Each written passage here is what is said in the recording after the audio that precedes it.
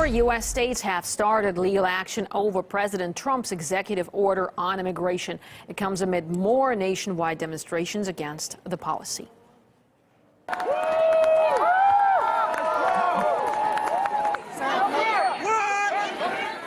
Legislators in California are taking the dissent a step further by trying to turn the entire state into a haven for illegal migrants, and they are pushing for a bill that would establish a sanctuary for over 2 million people already living in California without authorization.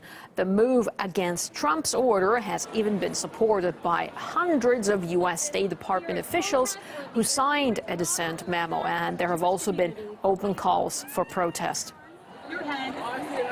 The American public is energized to speak out against the abuses of this administration. What we've got to do is fight in Congress, fight in the courts, fight in the streets.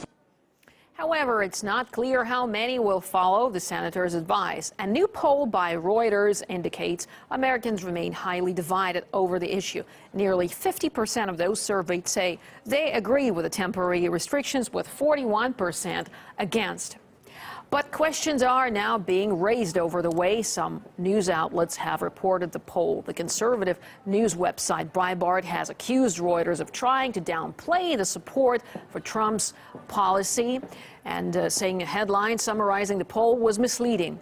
As it stated, only a third of Americans think the travel ban will make them safer.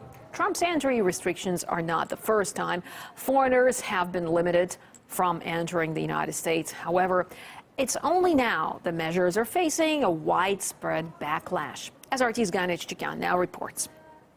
U.S. authorities before Trump were hardly blind to nationality or religion.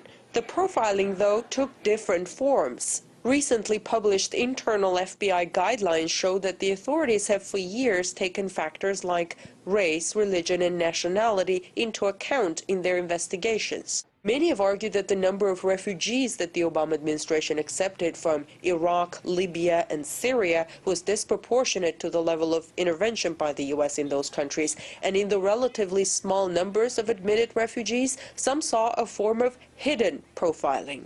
It shows that the people, and I think a lot of the spin from the media, is okay with whatever a Democratic president and a Democratic Congress does. Under the Obama administration, so much was ignored, whether it be foreign policy, domestic policy, a lot of their spying, a lot of their treatment of the press. So much of that was completely ignored by the public. But now that it's a Republican and the media is on the Democrats' side, and the Democrats have a lot more of these like activists in major cities, it's coming more to light, because how dare Donald Trump not even continue the policies, but function under the policies that were established under Democrats. Back in 2011, President Obama severely restricted the number of refugees from Iraq for 6 months.